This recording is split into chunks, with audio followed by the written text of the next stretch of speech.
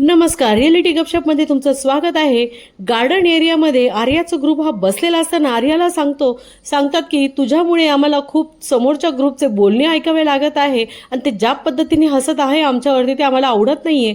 तुला लक्षात नव्हतं का तुझे पैसे हरवले आहे म्हणून आणि तुला नीट मोजून ठेवता आले नाही का? तर तीही तिची चूक ॲक्सेप्ट करते आणि अंकिता तिला सांगते की एवढं सगळं होऊन तू कसं काय वैभवकडे बघून स्माईल देतेस हे मला आवडत नाहीये आणि तो मलाही सांगतो की तिला सांग माझ्याकडे असे हसत जाऊ नको। तेव्हा आर्य मात्र हे ॲग्री करत नाही। तर धनंजय दादा वैभवला बोलवून ही गोष्ट समोरासमोर करायला लागतात। तर वैभवही त्या गोष्टीला नकार देतो की मला आर्या तू स्माईल देते मी देत नाही। तेव्हा मात्र आर्याला खूप गिल्टी फील होतं आणि ती गप्प बसते। तर दुसरीकडे आपण बघितलं डायनिंग एरियामध्ये अरबाज जान्हवी हे जो ग्रुप असतो हा वैभव आणि इरिनाला चिडवत असतो। त्यांच्यामध्ये जे काही प्रेम फुलत आहे त्याच्यावरनं त्यांची मजा मस्ती करत असतात।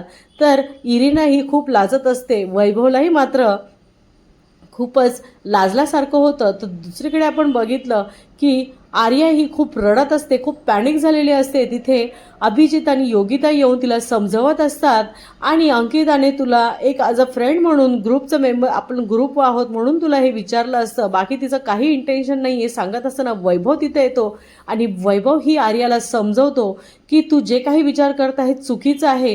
तेव्हा आर्याही त्याला सांगते मला फक्त तू आवडतो, बाकी तुझ्याबद्दल माझं असं काहीही दुमत नाहीये।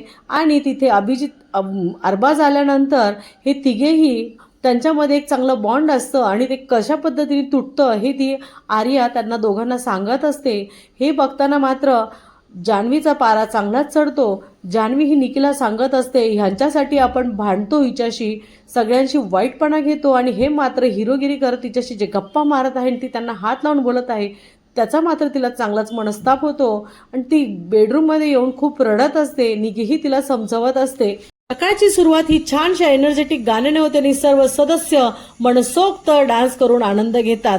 एक बेडरूममध्ये आपण बघितलं निकी ही तयारी करत असताना अरबाज हा लाडालाडाने तिला चिडवत असतो आणि निकीही त्याला लाजून इग्नोर करत असते। जेव्हा तिला वॉशरूम एरियामध्ये जायचं असतं अरबाज हा तिला मुद्दाम जाऊन देत नाही, तेव्हा ती कॅप्टनच्या वॉशरूममध्ये जाते आणि हे वर्षाताईंना खटकतं। ते तिलाही बोलतात आणि अंकितालाही सांगतात की ही तू नसताना तुझं वॉशरूम वापरलं।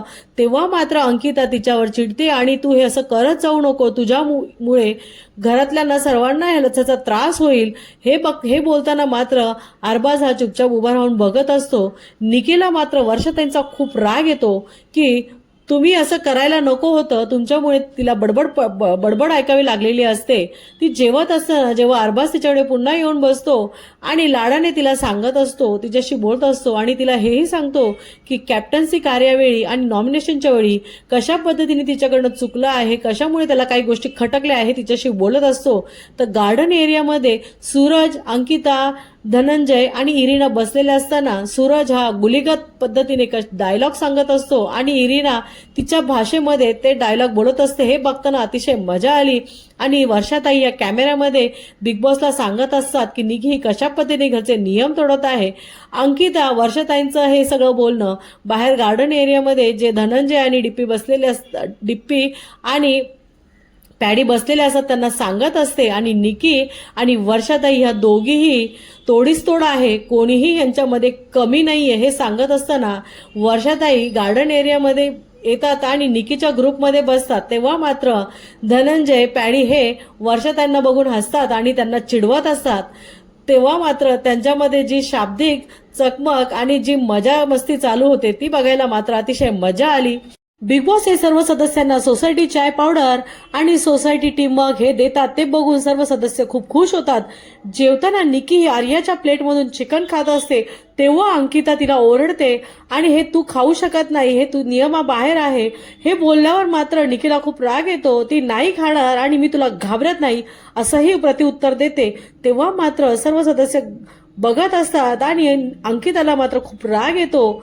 ती तुझ्यामुळे आम्हाला सर्व सदस्यांना या गोष्टीचा त्रास होईल, तू नियम तोडतेस असं बोलून ती बाजूला येते आणि बाकीच्या सदस्यांना सांगते की निकीचं आता खूप अति होत आहे आणि ही ज्या पद्धतीने उत्तर देत आहे माझं फार चिडचिड होत आहे, मी तिच्यासारखी नाहीये आणि तिच्या ह्या नियम तोडल्यामुळे आपल्या सर्वांना याचा त्रास होऊ शकतो आणि ज्या पद्धतीने उत्तर देत आहे जसं बिग बॉसने तिला दत्तक घेतलं आहे असं वाटत आहे.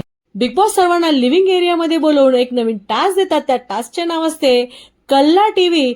या कल्ला टीव्हीचे हेड म्हणून घनश्यामला नियुक्त करतात. तेव्हा मात्र घनश्याम खूप खुश होतो आणि या कार्यक्रमासाठी 2 टीम डिवाइड करतात, ए टीम आणि बी टीम. ए टीमचे सूत्रसंचालन करण्यासाठी धनंजय पवार यांना नियुक्त करतात, तर बी टीमसाठी अंकिताला निवडतात. घनश्याम हे संचालक म्हणून त्यांची नियुक्ती होते.